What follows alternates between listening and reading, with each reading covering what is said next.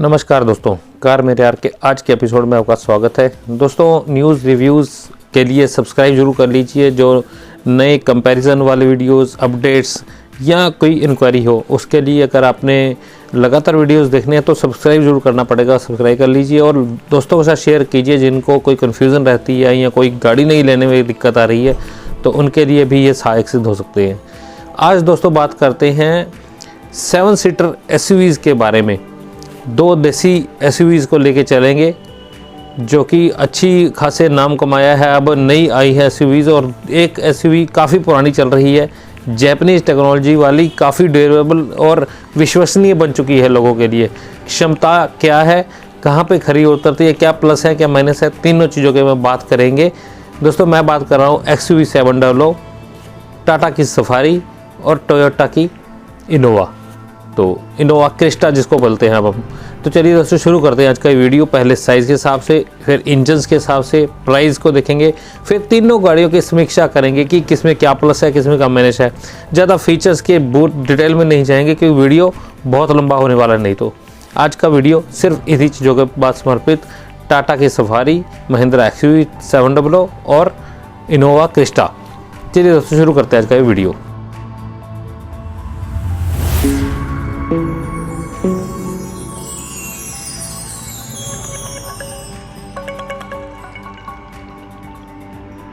दोस्तों, इस वीडियो के अंदर मैंने जगह जगह पे कैप्शन छोड़ दिए हैं। अगर आपने अकेला साइज़ देखना है, गाड़ियों का डिफरेंस, तो अलग से कैप्शन दे रखा है, उस पर क्लिक कर लीजिए।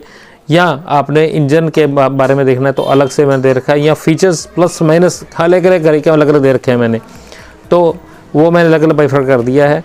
वीडियो लेंथी है, तो अगर आपने जो देखना है, जो पोर्शन आपको ज़्यादा इंटरेस्टिंग लगता है, तो वहाँ पर आप क्लिक कर सकते हैं।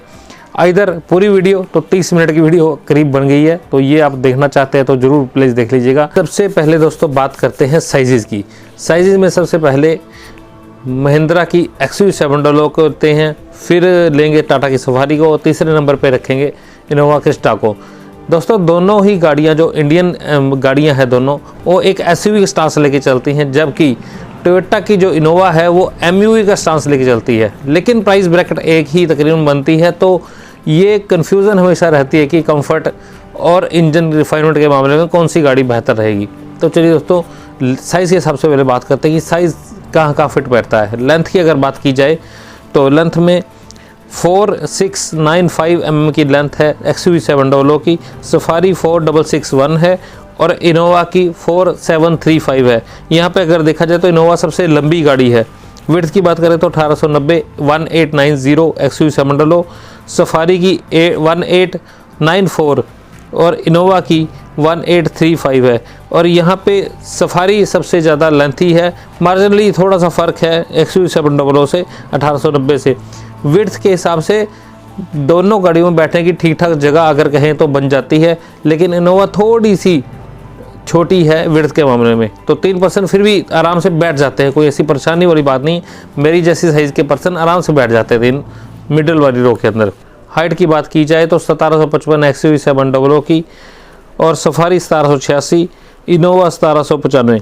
यहाँ पे इनोवा सबसे आगे है 1795 हाइट लेके पूरे लोट के अंदर। अगर बात करें व्हील बेस की तो 2750 शेयर करती हैं XUV700 और इनोवा, बराबर सेम ही है। और सफारी थोड़ा छोटा व्हील बेस लेके चलती है, 2741 9 mm छोटा व्हील बेस है सफारी का। तो अगर ये सारी चीज़ों को देखा जाए तो तकरीबन एक जैसी ही गाड़ियाँ हैं, सिर्फ विड्थ के मामले में थोड़ी छोटी है इनोवा। अगर बात की जाए आगे इंजन्स की, इंजन्स में दोस्तों सिर्फ एक सफारी को छोड़ के XUV700 और इनोवा दोनों के पास पेट्रोल और डीजल दोनों ऑप्शन अवेलेबल हैं।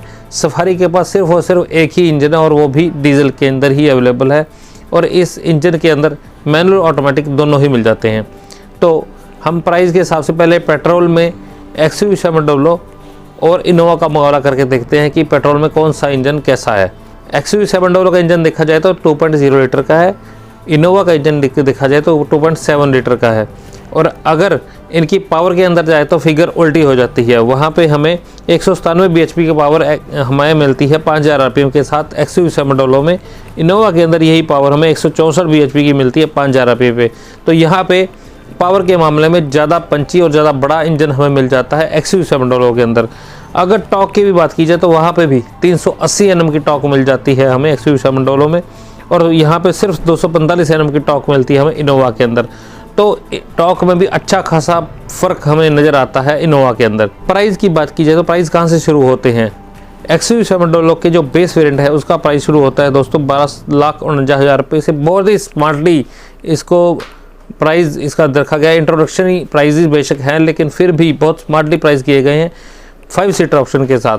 और वहीं पे अगर इनोवा को देखें तो सीधा ही 16,70,000 रुपये शुरू होकर 17,23,000 रुपये तक इसके प्राइजेस हैं।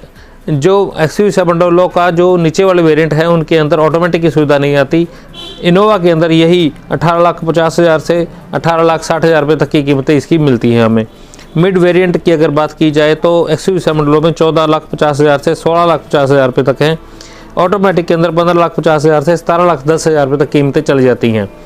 अगर हम करें इनोवा की बात, इनोवा में 21 लाख रुपये का एक ही मैनुअल ट्रांसमिशन वाला मिड वेरिएंट आता है, लेकिन इसके अंदर ऑटोमेटिक की सुविधा कहीं नहीं आती।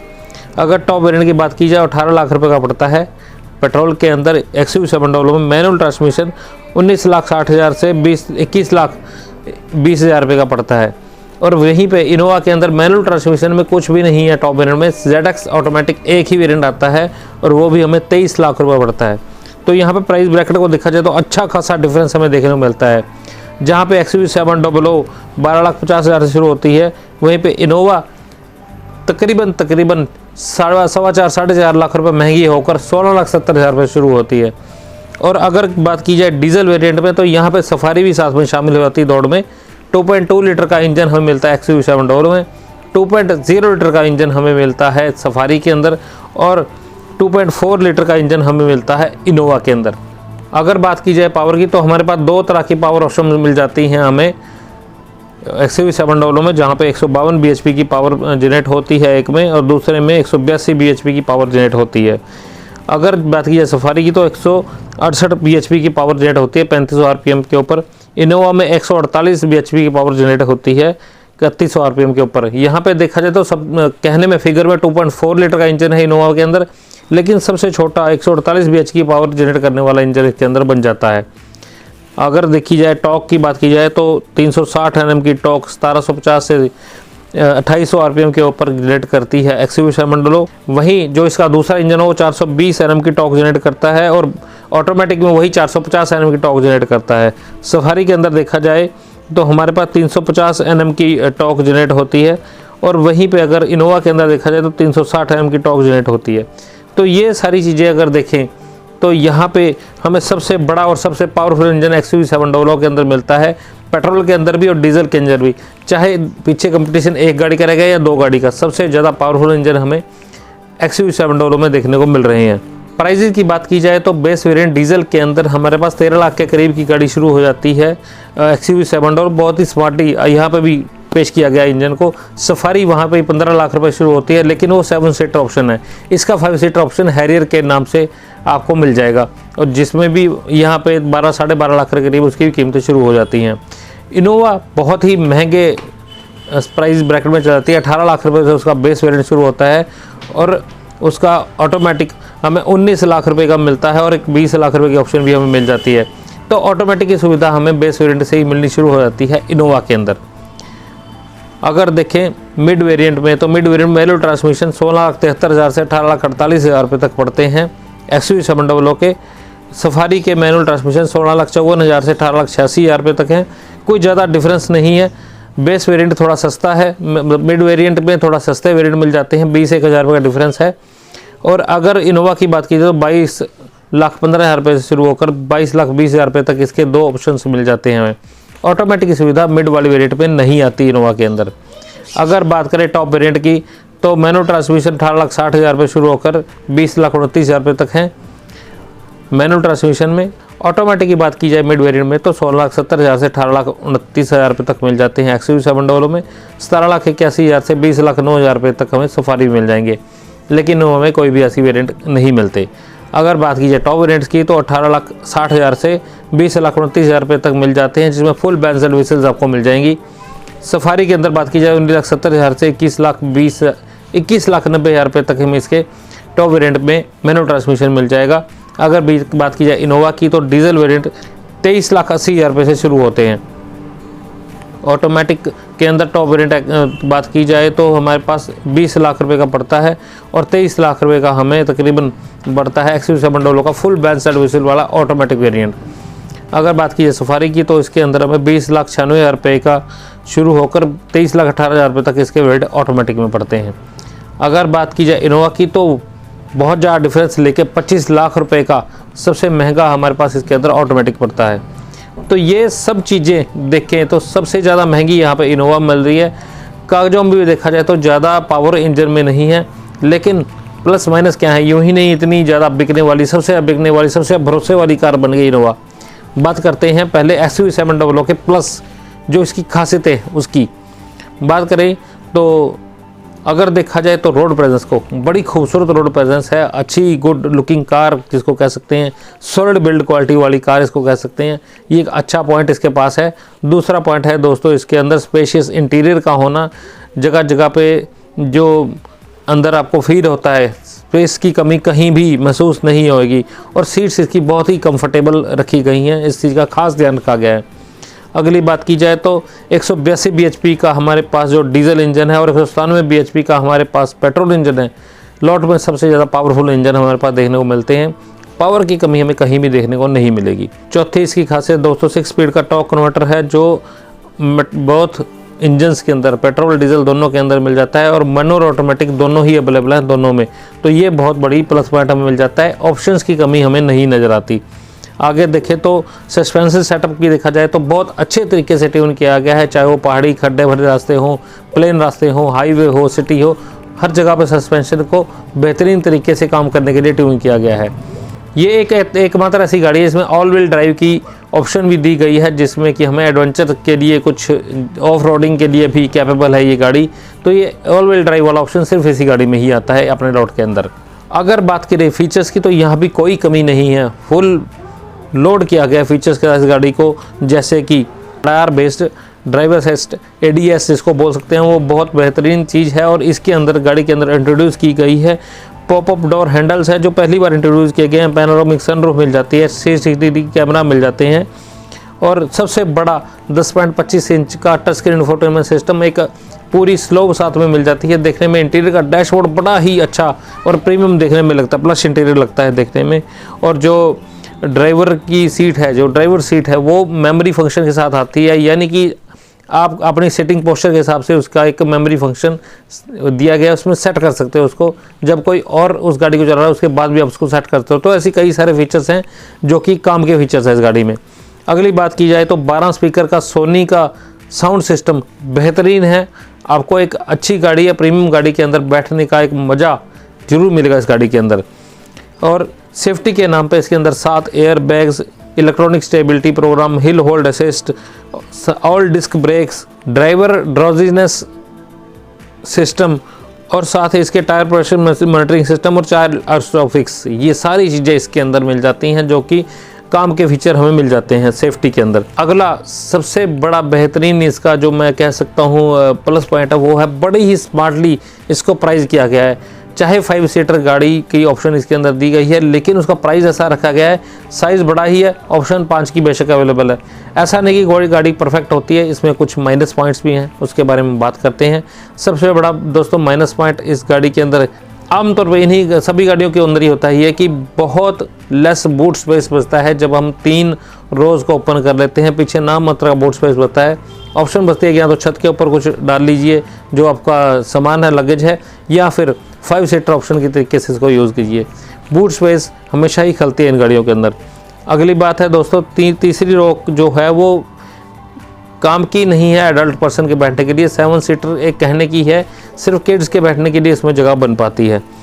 अगली बात करें तो प्लास्टिक की जो क्वालिटी है वो इंटीरियर के अंदर कहीं कहीं हमें ऐसी चुभती है कि इतने पैसे लगा के हमारे पास प्लास्टिक की जो फिट फिनिश है वो प्रॉपर नहीं आ पाई। क्वालिटी चलो ठीक है जो भी है, लेकिन फिट फिनिश की कमी हमें यहाँ पे जरूर महसूस होती है। अगली कमी है दोस्तों इसके अंदर, हाँ वो बात ठीक है कि 197 bhp का इसके अंदर पावरफुल पेट्रोल इंजन है, उसमें ऑटोमेटिक भी है, लेकिन एक तो गाड़ी का वेट और ऊपर से 197 bhp, तीसरा उसके अंदर टॉर्क कन्वर्टर। तो ये तीनों चीज़ें मिलके उसका जो माइलेज है उसको बहुत ख़त्म कर देते हैं। माइलेज ना के बराबर इसके अंदर सबसे कम माइलेज हमें मिलती है, तो ये एक बहुत बड़ी कमी इस गाड़ी के अंदर है दोस्तों। हालांकि फीचर लोडेड गाड़ी है ये, लेकिन इसके बावजूद भी इसमें कई सारे फीचर ऐसे हैं जो मिसिंग है, जैसे कि ऑटोमेटिक IRVM इसके अंदर मिसिंग है, होना चाहिए था। वेंटिलेटेड सीट्स नहीं है, पैडल शिफ्टर ऑटोमेटिक के लिए नहीं दिया गया, फुल साइज का स्पेयर व्हील भी इसके अंदर अवेलेबल नहीं है। ये सभी फीचर ऐसे हैं दोस्तों जो काम के फीचर होते हैं, जो प्रीमियम गाड़ियाँ उसमें आने चाहिए, लेकिन इसमें नहीं दिए गए। आगे बात करें तो आफ्टर सेल सर्विस इसकी टाइसी है, कुछ अच्छी है कुछ बुरी है। तो इसमें आफ्टर सेल सर्विस के मामले में भी क्वेश्चन मार्क है इसके अंदर। इतना पैसा लगा के अगर आपको आफ्टर सेल सर्विस ना मिल पाए तो थोड़ी निराशा होती है। हालांकि सुधार कर रहे हैं लोग, पर फिर भी अभी भी बहुत सारे सुधार की और गुंजाइश भी है एज कम्पेयर टू कंपटीशन। और अगली कमी दोस्तों मैं कहता हूं कि चलो कमी कह भी सकते हैं कि नहीं भी है। हालांकि ऑल व्हील ड्राइव की ऑप्शन दी गई है, लेकिन सिर्फ और सिर्फ डीजल ऑटोमेटिक के अंदर दी गई है, ना डीजल मैनुअल के अंदर आती है, और ऑल व्हील ड्राइव की सुविधा है ही नहीं। तो ये सारी चीज़ें इसके अंदर देखें तो कमियां जो हैं उनके ऊपर जो खासियतें वो भारी पड़ जाती हैं। इसकी खासियतें बहुत सारी हैं, ख़ास तौर पे जो प्राइस है इसका वो इसको बड़े अच्छे तरीके से कवर कर लेता है। आगे देखिए सफारी हमारे लिए कहाँ फिट बैठती है। सफारी के जो दोस्तों प्लस पॉइंट है उसके बारे में अगर बात की जाए तो सबसे पहली बात उसके ऊपर ये आती है, आइकॉनिक ब्रांड, आइकॉनिक नाम सफारी का जो उसको दिया गया है वो डेफिनेटली इसके पक्ष में जाता है। कारण क्या है कि जब आप किसी को कहोगे कि मेरे पास सफारी है तो वैसे ही एक अंदर से रोमांच आता है कि आइकॉनिक गाड़ी का नाम जानी जाती है अपनी सॉलिड बिल्ट, बड़ी सी लग्जरी एक SUV के लिए जानी जाती है, और वैसे ही इसकी शक्ल सूरत वैसी ही रखी गई है। तो सफारी का नाम इसके साथ जुड़ना, इस गाड़ी के साथ जुड़ना इसको एक प्लस पॉइंट दे देता है। दूसरी बात, इसकी लुक बहुत ही शानदार है, देखने में अच्छी गाड़ी की लुक देती है, प्रीमियम गाड़ी देखने में लगती है। साइड प्रोफाइल देखिए, रियर प्रोफाइल देखिए या फ्रंट से देखिए, गाड़ी एक अच्छी गुड लुकिंग कार नज़र आती है। रोड प्रेजेंस अच्छी है गाड़ी की। उसके बाद दोस्तों इसकी सॉलिड बिल्ड, टाटा हमेशा इसे रखता है, इसकी सॉलिड बिल्ड क्वालिटी आपको हमेशा एक सेफ गाड़ी का एहसास दिलाती रहती है। आगे बात करें तो जैसे XUV700 के बारे में मैंने कहा था, इसमें भी आपको स्पेस की कमी कहीं महसूस नहीं होगी। अच्छा खासा स्पेशियस केबिन आपको देखने में लगेगा, अंदर बैठ के भी आपको एक अच्छी गाड़ी का, फुली स्पेशियस गाड़ी का आपको फील होगा, एहसास होगा। अगली जो दोस्तों खासियत है इसकी ये खासियत है कि थर्ड रो के अंदर आपको ना केवल देखने के लिए नहीं है, वो थर्ड रो के अंदर आपको पूरी स्पेशल यूटिलिटी और स्पेशियस पूरी दी जाएगी आपको। अगली खासियत है दोस्तों इसकी सीट कंफर्ट। XUV700 का भी सीट कंफर्ट अच्छा है, लेकिन इसका सबसे बेहतरीन है। खास तौर पर अगर क्या बात की जाए तो कैप्टन सीट्स की जो ऑप्शन अवेलेबल इसके अंदर है वो काबिल तारीफ़ है। घर पे एक बड़े सोफे के ऊपर जैसे हम बैठते हैं वैसी फील आपको आएगी, कहीं भी आपको अनकंफर्टेबल नहीं लगी, पूरी कंफर्टेबल आपको ये सीट लगने वाली है। फीचर्स की बात की जाए तो फीचर्स में भी गाड़ी फुली लोडेड है, जैसे कि रियर डिस्क ब्रेक्स हैं, टायर प्रेशर मॉनिटरिंग सिस्टम, ई पार्किंग ब्रेक की सुविधा इसके अंदर ही दी गई है सिर्फ, और उसके बाद ऑटो होल्ड की सुविधा के साथ ही बॉस मोड और पैनोरामिक सनरूफ की सुविधा इसके अंदर भी दी गई है। तो ये सारी चीज़ें मिलकर इसको एक कंप्लीट फीचर रिच गाड़ी बना देती हैं। अगली खासियत है इसकी दोस्तों 9 स्पीकर का JBL का साउंड सिस्टम, जो कि अपने सारे लॉट में अभी भी बहुत बेहतरीन है। हालांकि XUV700 12 स्पीकर का सोनी का सेटअप दिया गया है, लेकिन ये अभी भी एक पॉइंट ऊपर ले जाता है। हालांकि 9 स्पीकर ही है इसके अंदर, फिर भी इसकी साउंड क्वालिटी काबिल तारीफ़ है। आगे चली जाए तो 61-68 bhp का जो 2.0 लीटर का डीजल इंजन है, अच्छी खासी पंच दे देता है इस साइज़ की गाड़ी के लिए। अगली अगर इसकी खासियत की बात की जाए, हालांकि इसके अंदर ऑल व्हील ड्राइव की सुविधा नहीं है, लेकिन इसके अंदर टेरेन रिस्पॉन्स सिस्टम की सुविधा के जो है वो हमें रफ और वेट जगह के ऊपर बहुत अच्छा रिस्पॉन्स दे देती है। और ऑफ रेटिंग तो खैर नहीं, पर ऐसी जगह के ऊपर इसको चलाना बहुत आसान हो जाता है, और ऊपर से ग्राउंड क्लियरेंस से भी बहुत अच्छी है इसकी, वो इसके प्लस पॉइंट के अंदर चली जाती है। आगे बात करें तो अगली बात की जाए तो इसके अंदर काफ़ी सारे यूज़फुल फीचर्स भी दिए गए हैं, जैसे कि इको और स्पोर्ट मोड और ऑटो हेडलैम्प्स, और काफ़ी सारे ऐसे फीचर हैं जो इसके अंदर काफ़ी यूज़फुल हैं। माइनस पॉइंट की बात की जाए तो माइनस पॉइंट के अंदर भी इसके अंदर भी काफ़ी सारी कमियां हैं। सबसे बड़ी कमी जो मेरे को भी लगती है, जो इसके एक्सटीरियर के अंदर मैंने जैसे कहा कि बहुत अच्छा गुड लुकिंग एक्सटीरियर है, लेकिन ओवर किया हुआ क्रोम का काम थोड़ा सा टैकी लगता है।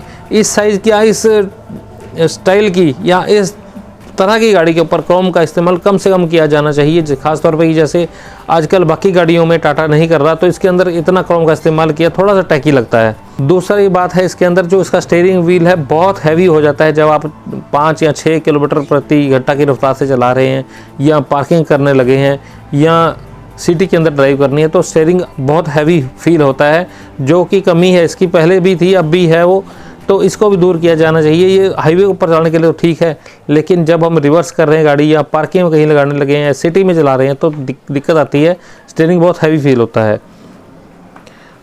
अगली कमी दोस्तों हर एक के अंदर ही है, बूट स्पेस कम है, इसमें भी बूट स्पेस कम है। इससे बाद तीसरी रो के अंदर एक्सेस करना, जब कैप्टन सीट के वाली गाड़ी है आपके पास, तो उसके अंदर एक्सेस करना एक मुसीबत भरा काम हो जाता है। अगली बात की जाए तो हालांकि ऑटोमेटिक इसका स्मूथ है, लेकिन फिर भी स्मूथ होने के साथ इतना रिस्पॉन्सिव नहीं है। अगला दोस्तों इसकी बात है कि लॉन्ग टर्म रिलायबिलिटी की अगर मैं बात करूँ तो थोड़ी सी दिक्कत इसमें मेरे को लगती है, क्योंकि प्लास्टिक क्वालिटी का वही फिट फिनिश की भी थोड़ी दिक्कत है सो है इसमें। लेकिन मेरे फ्रेंड के पास भी हैरियर है, तो उसमें भी इसको एक बड़ा क्वेश्चन मार्क सा फील होता है। अभी 2 साल हुए गाड़ी लिए को, तो बार बार सर्विस स्टेशन जाना पड़ रहा है, तो ये थोड़ी दिक्कत मेरे को फील होती है कि टाटा सफारी के ऊपर क्या हम उतना विश्वास कर सकते हैं कि उतनी रिलायबिलिटी या ड्यूरेबिलिटी मिल जाएगी हमें। अगली बात है दोस्तों इसके अंदर कोई भी पेट्रोल वेरिएंट ना होना। बाकी राइवल्स के साथ पेट्रोल वेरिएंट है, चाहे वो छोटी अल्काज़ार को ले लीजिए, बड़ी ऊपर हेक्टर प्लस को भी देख लीजिए, सबके पास पेट्रोल वेरिएंट अवेलेबल है, लेकिन इसके पास कोई पेट्रोल वेरिएंट अवेलेबल नहीं है, तो ये कमी भी इसके अंदर खलती है। ऑप्शन अवेलेबल ज़रूर होनी चाहिए। अगली दोस्तों इसकी प्रॉब्लम है गाड़ी की, टाटा के साथ भी प्रॉब्लम है ये आफ्टर सेल सर्विस, जैसे कि महिंद्रा के साथ है इसके साथ भी है कि आफ्टर सेल सर्विस इसका भी डाइसी है कि कहीं पे जहाँ पे आपको शोरूम या सर्विस स्टेशन अच्छे मिल जाएंगे तो वहाँ पे तो आपको सर्विस भी अच्छी मिल जाएगी, नहीं तो कोई ऐसा आपको यह नहीं कह सकते कि ओवरऑल टाटा की सर्विस बहुत अच्छी है। तो यहाँ पे भी 23-24 लाख रुपये लगा के अगर हम देखें तो सर्विस के मामले में थोड़ा सा डाउटफुल हो जाते हैं। अगली बात की जाए तो कई सारे फीचर इसमें भी मिसिंग हैं जो इसमें होने चाहिए थे, जैसे कि वायरलेस चार्जिंग, 360 डिग्री कैमरा और वेंटिलेटेड सीट इसके अंदर अवेलेबल नहीं है। अगली बात करूँ तो इसके अंदर जो दोस्तों वाइट कलर के अंदर इंटीरियर दिए गए हैं वो ज़्यादा इतने काम के नहीं हैं कि गाड़ी बहुत जल्दी गंदी हो जाती है और इतना आँखों को बहुत चुभती है वो इतनी वाइटनेस, तो थोड़ा सा टैकी लगता है वो। थोड़ा अगर इसको थोड़ा डार्क शेड के अंदर रखा जाता तो ज़्यादा बेहतर होता। इनोवा की बात करते हैं, इनोवा के अंदर क्या क्या प्लस पॉइंट है उसकी बात की जाए। सबसे पहली बात दोस्तों गाड़ी का ट्रस्ट। इनोवा एक ऐसा ब्रांड बन चुका है कि लोग उसके ऊपर ट्रस्ट करते हैं, विश्वास करते हैं, वो भरोसा हमेशा आपको कायम रहता है, वो कभी भी पीछे नहीं हटता। दूसरी बात है दोस्तों इसकी रिलायबिलिटी, सालों साल चलने वाली गाड़ी, आज भी सबसे पुराना मॉडल जो इनोवा का आया था वो भी आज आपको सड़कों पर दौड़ता हुआ देखने को मिल जाएगा। बहुत ही अच्छे तरीके से इस गाड़ी के इंजन को बनाया गया है, इसका इंजन बहुत ही काबिल तारीफ़ है। अगली बात इसी से जुड़ी हुई है कि दोस्तों ना केवल इंजन काबिल तारीफ़ है बल्कि इसकी जो प्लास्टिक क्वालिटी सालों साल ख़राब होने वाली नहीं है। इंटीरियर हो चाहे एक्सटीरियर हो, आपको फिट फिनिश कहीं भी हिली डुली नहीं नज़र आएगी वर्षों बाद भी, तो इसी का विश्वास भी बना हुआ है। ड्यूरेबिलिटी है और रिलायबिलिटी है, ये चीज़ें इनोवा के साथ शुरू से जुड़ी हुई हैं। अगली जो इसकी बात है कि हाई स्पीड की स्टेबिलिटी काबिल तारीफ़ है। जितनी मर्जी स्पीड के आप गाड़ी चला रहे हो, लेकिन आपका एक कंट्रोल, आपका एक फीलिंग जो होती है कॉन्फिडेंस की, वो आपके पास हमेशा बनी रहती है। ये एक अच्छी चीज़ इसके अंदर है। अगली दोस्तों खासियत के अंदर देखिए तो टॉप वेरिएंट जो इसका है बहुत ही बेहतरीन तरीके से इंटीरियर को बनाया गया है, प्लस इंटीरियर इसका देखने में खूबसूरत लगता है। अगली दोस्तों इसकी खासियत की बात की जाए तो इसका सस्पेंशन बहुत ही बैलेंस्ड है, ना ज़्यादा बहुत आपको सॉफ्ट न जाएगा, बहुत ही ना बहुत हार्ड न जाएगा। तो आप लॉन्ग टर्म के ऊपर, अगर लॉन्ग जर्नी के ऊपर आपने जाना है तो बहुत ही कंफर्टेबल रहते हैं। आप जहां मर्जी और जैसे मर्जी आप बैठ सकते हैं, इसके अंदर आपको थकावट महसूस नहीं होगी। एक प्रॉपर हाईवे क्रूज़र आपको ये गाड़ी ज़रूर मिलती है। और उसके बाद अगर देखा जाए तो इसके फीचर्स के हमारे फीचर्स में भी भर के फीचर दिए गए। इसके अंदर लेदर सीट्स और एलईडी हेडलैम्प, एलईडी ट्रीटमेंट हर जगह दिए जाना, ये इसके लिए एक बहुत अच्छी प्लस पॉइंट आ जाता है। आगे देखें तो अब मार्केट इसके अंदर जो फील है वो आपको नज़र आएगी। सबसे बड़ी टोयोटा की खासियत आफ्टर सर्विस काबिल तारीफ़ है, जिसके बारे में कोई भी दो राय नहीं है। इनोवा जानी जाती है अपनी ड्यूरेबिलिटी और रिलायबिलिटी के लिए, ऊपर से इसके जो सर्विस क्वालिटी है इन लोगों की वो भी बहुत बेहतरीन है। माइनस पॉइंट देखते हैं। माइनस में दोस्तों अगर देखें तो अपने लॉट के अंदर सबसे ज़्यादा महंगी कार है, कहीं कहीं तो ये 3 से 4 लाख तक महंगी हो जाती है। तो इतना पैसा लगाने से पहले एक बार सोचने को मजबूर है कोई हो जाता है। तो ज़्यादा महंगी ये कार बनाई गई है। आगे देखा जाए तो इसका जो बेस वेरिएंट है, हालांकि वो महंगा है लेकिन फिर भी वो बिल्कुल बेसिक ही लगते हैं देखने में। फीचर रिच जो बनाया गया वो ZX है, ये टॉप वेरिएंट बनाया गया जो 25 लाख के करीब आपको देने पड़ते हैं जिसके लिए। हालांकि इसका जो बैलेंस है, सस्पेंशन बैलेंस है, ड्यूरेबिलिटी बहुत अच्छी है, लेकिन इसकी जो NVH लेवल्स हैं वो अभी भी कंट्रोल करना थोड़ा सा मुश्किल हो रहा है इनके लिए, क्योंकि जो इसका गियर नॉब है जैसे डांस करता है, वो नाचता रहता है, हमेशा बबल करता रहता है, वो देखें। या इंजन की नॉइज़ देखें तो अच्छी खासी इंजन की नॉइज़ हमें अंदर आती रहती है। इसके अंदर भी सफारी वाली ही प्रॉब्लम है कि हैवी स्टीयरिंग है, पार्किंग में रिवर्स करते वक्त या सिटी के अंदर चलाते हुए अच्छी खासी दिक्कत का सामना करना पड़ता है। ये हाईवे क्रूजिंग गाड़ियाँ ही लगती हैं। आगे बात करें तो जहाँ पे 9 स्पीकर और 12 स्पीकर जैसी सुविधाएं बाकी गाड़ियाँ दे रही हैं, इसके अंदर ठीक ठाक सही साउंड सिस्टम मिलता है और ऐसे लगता नहीं कि एक अच्छी गाड़ी के अंदर, प्रीमियम गाड़ी के अंदर आप अच्छे म्यूजिक सिस्टम का आनंद ले रहे हैं। ओके सब म्यूजिक सिस्टम इसके अंदर मिलता है। और आगे बात की जाए तो इतनी साइज़ की गाड़ी में अब बहुत सारे फीचर ऐसे आने लग गए हैं कि जिसको कि कंपलसरी कर दिया गया तरीके से, जैसे कि सनरूफ, पैनोरामिक सनरूफ की सुविधा बाकी गाड़ियों के अंदर आती है, इसके अंदर नहीं आती। ड्राइव मोड्स इसके अंदर अवेलेबल ज़रूर हैं। और अगर बात की जाए इंजन की, तो इंजन भी अच्छा खासा इसका पावरफुल है जो ठीक ठाक सा परफॉर्म भी कर लेता है। तो दोस्तों, अगर मैं अब निचोड़ की बात करूं तो यहाँ पे वीडियो काफ़ी लंबा हो गया है, लेकिन आपको आखिर में एक निचोड़ बता देता हूँ मैं क्या इसके निकलता है। अगर आपको लॉन्ग टर्म की रिलायबिलिटी, ड्यूरेबिलिटी वाली गाड़ी चाहिए, फीचर थोड़े कम से गुजारा आपका चल जाता है, तो आँख मीच के इनोवा ले लीजिए। अगर आपको लगता है कि मॉडर्न स्टाइल की गाड़ी चाहिए, आपको पेट्रोल की अवेलेबल चाहिए या ऑल व्हील ड्राइव के ऑप्शन आपको चाहिए, तो फिर आप महिंद्रा की 700 देख सकते हैं। ओवरऑल एक अच्छी गाड़ी चाहिए आपको जिसके अंदर की आपका इंजन भी ठीक ठाक सा हो और माइलेज भी अच्छी खासी आपको दे दे, तो वो सवारी आपके लिए कामयाब रहेगी।